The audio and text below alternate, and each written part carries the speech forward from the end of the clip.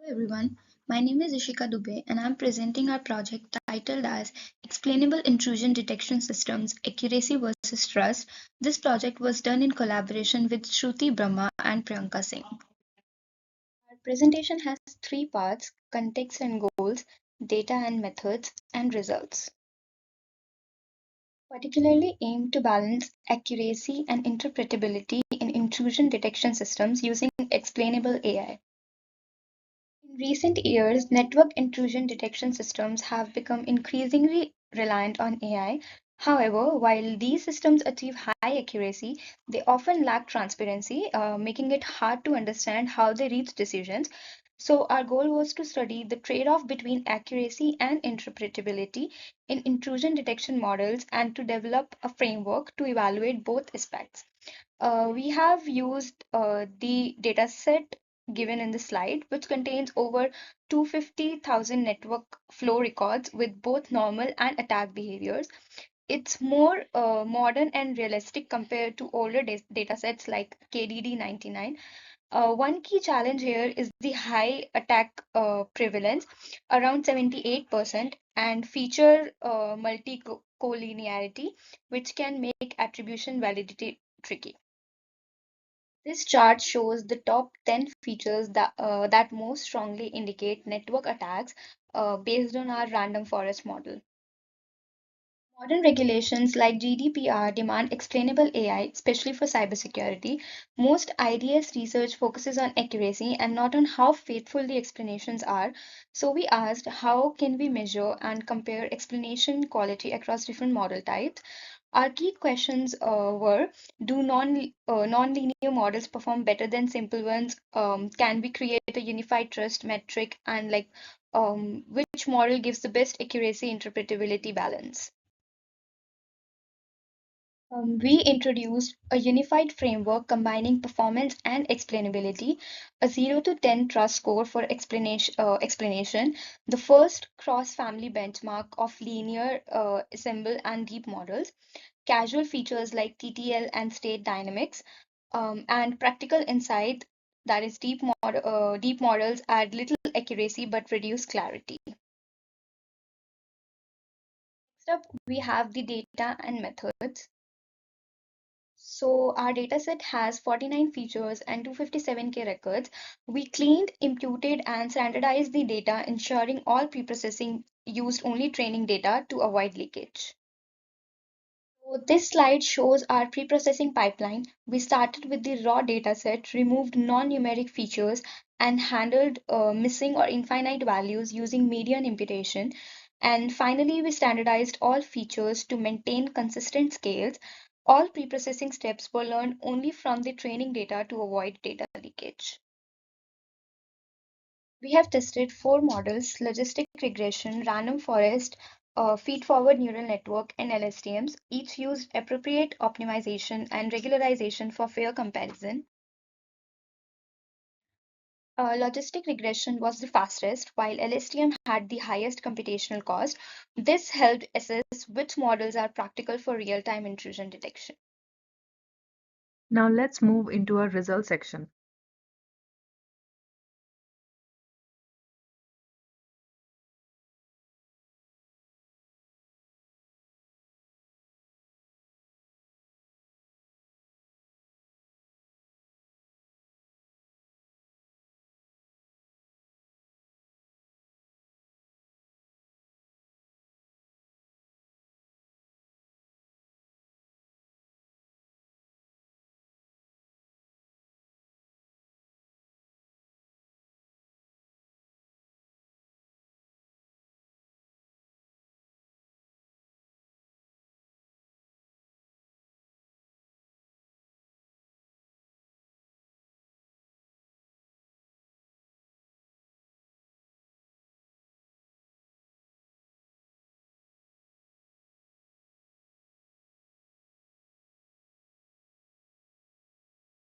To confirm these results, we applied McNemar's test across 250,000 samples. Random forest small accuracy gain is statistically significant with p less than 0.01. However, deep learning models showed no significant improvement over logistic regression. and the p-value exceeded 0.1. That means the added complexity simply is not justified. To understand what our models were actually doing, we use three different explainability methods. The first one is LIME. It builds local linear approximations around individual predictions. Then we have SHAP, which uses Shapley values from game theory to fairly distribute credit across features. And finally, gradient-based methods, which measure how sensitive the output is to each input. What's interesting is that across all models, the same features kept appearing as important, like STTL, CT state, TTL, and timing-related fields. This cross-model agreement tells us that these are real casual drivers, not just model artifacts. And they align perfectly with known attack behaviors like routing anomalies, state irregularities, and unusual temporal patterns. But having explanations isn't enough. We need to know if they are actually faithful to what the model is doing internally. So we tested this using three metrics. First, sufficiency. Can the top features alone approximate the full prediction? Second, comprehensiveness. Does removing those top features significantly change the output? And third, AOPC, which checks if the prediction drops monotonically as we perturb more features. Together, these tells us whether the explanations genuinely reflect the model's decision-making process or if they are just plausible sounding but misleading. When we measured trust, logistic regression scored 7.87 out of 10, the highest. Random forest came in at 7.34, but deep learning models, LSTM scored 6.03 and FFNN only 5.52. This tells us linear and ensemble models produce reliable, faithful explanations, while deep models give diffuse attributions that reduce clarity, a major issue in security where analysts need to trust why an alert fired. Looking at the breakdown here, all models score really high on sufficiency around 0.98 to 0.99, meaning the top features do capture most of the prediction. But where we see the difference is in comprehensiveness and AOPC. Logistic regression and random forest both score around 0.60 on these metrics, showing strong and consistent attribution.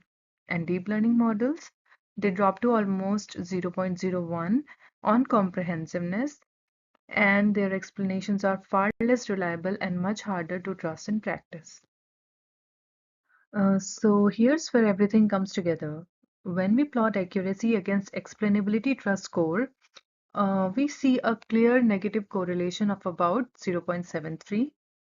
Random forest sits at the top right, 99.58% accuracy with a solid trust score around 7.3, but the highest trust score at 7.87.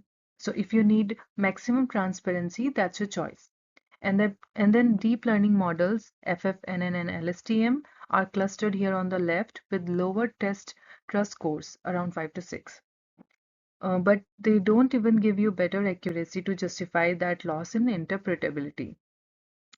Choose random forest for balanced production use and logistic regression when transparency is critical. And also avoid deep learning models because it sacrifices explainability without adding performance. That's it from us. In summary, we have shown that you can't just chase accuracy. Trust and explainability matter, especially in security context. Thanks for listening, and we are happy to answer any questions. Let me quickly walk you through this notebook. We start by importing all the necessary libraries for data processing, machine learning, and explainability. And then we load the UNSW NB15 intrusion detection system. That is from Excel. And then assign proper feature names and take a first look at the data. We check the class distribution. This is the data, and then we check the class distribution, attack categories, basic statistics to understand what we are looking at. And we have a 60 to 40% ratio in attack and normal packets. And then we pre-process the data. We keep only the numeric features, handle missing or infinite values, and then split the data set into training or testing data set.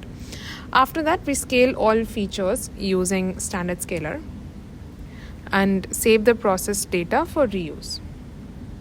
Then is our training. We train 4 models. First is logistic regression, a simple baseline model we train. We train it, get predictions, calculate accuracy, precision, recall, and F1 score, and visualize the confusion matrix in this way. And then we move to the random forest, which is usually performs better on tabular data. Again, we train it, evaluate with the same metrics, and plot another confusion matrix. And we also store the .pkl file for each model. And then the feed-forward neural network, with several dense layers and dropout for regularization. We train the model, track loss and accuracy over epochs, and evaluate its final performance. With this, we also experiment with LSTM. Even though LSTMs are typically used for sequential data, here we reshape the inputs so that the LSTM can process them. After training, we evaluate it in the same way as other models and then save the .pkl file. Over here, we compare the models and then have a visualization of each model. Then we have the explainability, where we extract important features. Logistic regression uses coefficients, random forests uses inbuilt importance scores, and neural models use SHAP-based estimates. We visualize the top features contributing to attack detection by each neural network, and all of them give different outputs. This explains that every model feels that different categories have different importances. For local explanations, we use LIME to explain why specific test samples were classified as attacks.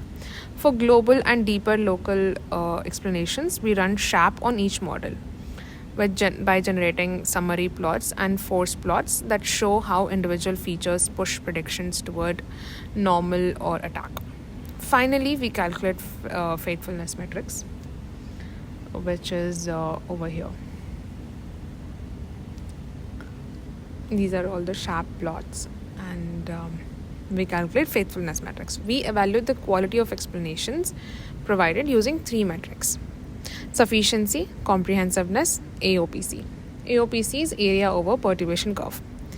And from this, we generate an overall trust score to measure how reliable each model's explanations are. We visualize these scores and compare accuracy versus explainability to understand which model is not just accurate but also trustworthy. Over here, we have performed faithfulness metrics, and we get scores for each of them. Overall, the output looks like this. The main goal of this project was to plot accuracy versus explainability trade-off. The notebook builds a complete intrusion detection pipeline, evaluates several models, and adds interpretability so we understand why each model predicts an attack. These are the outputs for each model. And the trust scoring rank, which is the main agenda of this project. We see that the logistic regression has the highest trust, and feed-forward neural network has medium trust. That's it.